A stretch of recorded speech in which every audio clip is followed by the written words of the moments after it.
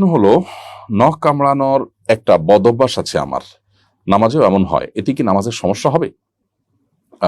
নামাজের মধ্যে নখ কামড়ানো এটা সন্দেহাতীতভাবে নামাজের যে হুদু আছে, নামাজের মধ্যে যে পরিমাণ আপনার ধীরস্থিরতার সাথে এবং কায়মনোবাক্যে সালাত আদায় করার কথা আছে সেটার পরিপন্থী কাজ। অর্থাৎ নামাজের মধ্যে নির্দিষ্ট যে নড়াচড়াগুলো আছে, রুকু সিজদার জন্য যে পরিমাণ মুভমেন্টের প্রয়োজন হয়, এর বাইরে নামাজ বহির্ভূত মুভমেন্ট এটা নামাজের মধ্যে হওয়াটা কাম্য নয়।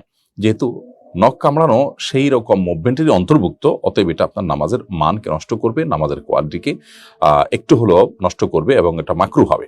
ফলশ্রুতিতে আপনার নামাজের মধ্যে নখ কামড়ানোর এই বদ অভ্যাসটা দূর করতেই হবে। নিজের সঙ্গে নিজে লড়াই করে মানুষ যে কোনো অভ্যাসই পরিবর্তন করতে পারে, আর এটা এমন কোনো বিষয় নয় যেটা আসলে পরিবর্তন করার মতো না, বিধায় আপনার এটা করা উচিত।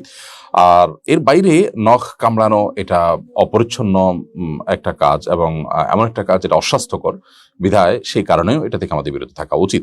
অনেকে এই কাজটি করেন যে নখ কামড়ানো বা এমন কোনো কাজ করেন, আঙ্গুল ফুটানো, যেটা আসলে নামাজের মধ্যে নামাজ বহির্ভূত কাজ করার শামিল, যেটা নামাজের গাম্ভীর্যতাকে নষ্ট করে। ফলশ্রুতি এটা মাকরুহ হয়, নামাজের কোয়ালিটি নষ্ট হয়। আর যদি এত বেশি আপনি সেটাতে মনোযোগী হন যে আঙ্গুল ফুটানো বলেন, নখ কামড়ানো বলেন, এমন ভাবে আপনি এটা শুরু করেন যে আপনার মুড দেখে আপনি যে নামাজে এটা বোঝার কোনো উপায় থাকে না, তাহলে সেক্ষেত্রে এটা আমল কাসির হয়ে আপনার নামাজকে নষ্টও করে দিতে পারে। এই জন্য এরপর আপনার সতর্ক হওয়া দরকার। এরপরে প্রশ্ন হলো, সকাল সন্ধ্যার দোয়া পড়ার সময় কখন থেকে কখন পর্যন্ত? উত্তর হলো, সকাল সন্ধ্যার দোয়া পড়ার সময়টা বেশ ব্যাপক। আমরা অনেকে মনে করি ফজর বা মাগরিবের পরেই সকাল সন্ধ্যার দোয়া পড়তে হয়। মূলত এরকম কোনো বাধ্যবাধকতা নেই। তবে হ্যাঁ, কোনো কোনো দোয়া পড়ার বিষয়ে হাদিসে যে নির্দেশনা রয়েছে, সেখানে ফজরের নামাজের পরে বা সূর্য ডুবার পরে বা মাগরিবের পরে, সন্ধ্যার পরে এরকম কথা বলা হয়েছে। সেগুলোতে আমরা অবশ্যই সেই শব্দ লক্ষ্য করে আমল করব, যে শব্দে বিশেষ কোনো সময়কে আলাদা করে মিন করা হয়েছে। কিন্তু সকাল এবং সন্ধ্যা এই সময়ে যে সমস্ত দোয়া পাঠ করার কথা বলা হয়েছে, এবং এ সম্পর্কে আমাদের ছোট্ট একটা ছোটি বইও আছে, সেখানে সকাল সন্ধ্যা রাসূল আকরাম সাল্লাল্লাহু আলাইহি ওয়াসাল্লাম বর্ণিত দোয়া এবং জিকিরগুলোকে উল্লেখ করেছি আমরা। সেই সমস্ত দোয়াগুলো পড়ার জন্য সময়টা হলো যে ভোরে ফজরের ওয়াক্ত যখন শুরু হয় তখন থেকেই সকাল সন্ধ্যার দোয়া, সকালের দোয়াগুলো আপনি পড়তে পারেন, এবং এটা সূর্যোদয় পর্যন্ত পড়তে পারেন। এমনকি সূর্যোদয়ের পরে দ্বিপ্রহরের আগ পর্যন্ত এগুলো পড়া যায়। সূর্য উদয়ের আগ পর্যন্ত পড়লে ভালো, কিন্তু দ্বিপ্রহরের আগ পর্যন্ত এই পুরো সময়টাই দিনের প্রথম অংশটা, দিনের প্রথম অর্ধটা, এটাকে সবাহ বা বুকরার মধ্যে শামিল করা যায়, যার কারণে এই সময়ের মধ্যে পড়লে আদায় হয়ে যাবে। আর সন্ধ্যার যে দোয়াগুলো বা বিকালের যে দোয়াগুলো, সেগুলোর পড়ার উত্তম সময় হলো আসরের পর থেকে নিয়ে সূর্যাস্ত পর্যন্ত, বা মাগরিবের পরেও পড়তে পারেন। এই সময় পড়তে না পারলে আপনি রাতের 1/3 মধ্যে পড়লে আদায় হয়ে যাবে, এবং এই সময়ের মধ্যে অর্থাৎ আসরের পর থেকে নিয়ে মাগরিবের পর্যন্ত, অর্থাৎ সূর্য ডুবা পর্যন্ত পড়া উত্তম হলেও রাতের 1/3 পর্যন্ত, অর্থাৎ রাতকে 3 ভাগ করে 3 ভাগের 1 ভাগ পর্যন্ত, রাত 9টা 10টা এরকম সময়ের কাছাকাছি হবে। এক এক মৌসুমে এক এক রকম। এই সময়ের মধ্যে সন্ধ্যার দোয়া পড়লেও আদায় হয়ে যাবে ইনশাআল্লাহ তাআলা। কারণ আসইলা শব্দের অর্থ সকাল এবং সন্ধ্যাকে বোঝানোর জন্য কোরআন কারিমে যে সময় তাসবিহ আল্লাহ তাআলা আমাদেরকে নিবেদন করার নির্দেশ করেছেন, সেটা আসলে নির্দিষ্ট কোনো আপনার ছোট্ট কোনো সময়, যেমন সূর্য ডুবার সময়টা, এরকম কোনো সময়টাকেই মিন করে না, বরং এর চাইতে বড় এবং ব্যাপক সময়কে বোঝায়। অতএব এই সময়ের মধ্যেই আপনি সকাল সন্ধ্যা দোয়া পাঠ করতে পারেন।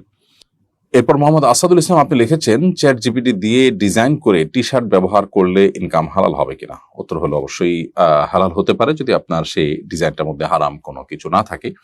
তাহলে সেক্ষেত্রে আপনি ডিজাইনটা চ্যাট জিপিটি বা আর্টিফিশিয়াল ইন্টেলিজেন্স ব্যবহার করে যদি আপনি করেন, তাতে মৌলিকভাবে সেটার সহযোগিতা নিয়ে ডিজাইন করার কারণে হারাম হবে না।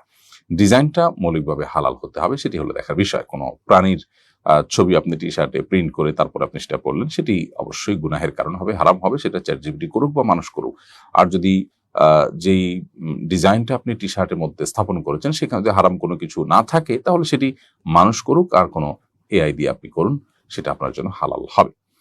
শাম্মী আক্তার লিখেছেন, 7 মাস হলো আমার বিয়ে হয়েছে, এখনো নিয়ে যাওয়া হয়নি, বাবার বাড়িতে আছি, আর স্বামী ঢাকায় চাকরি করেন। আমার বাবা মা চান আমি বাবার এলাকা চাকরি করে বাবার বাসাতেই থাকি, এজন্য আমাকে প্রতিনিয়ত চাপ প্রয়োগ করা হয়, কিন্তু আমি চাই আমার স্বামীর সাথে থাকতে, এমন অবস্থা আমার করণীয় কি? বোন শাম্মী আক্তার, বাবা মা আপনাকে যে আদেশ করছেন, সে আদেশটা কোনো ন্যায্য নির্দেশ নয়।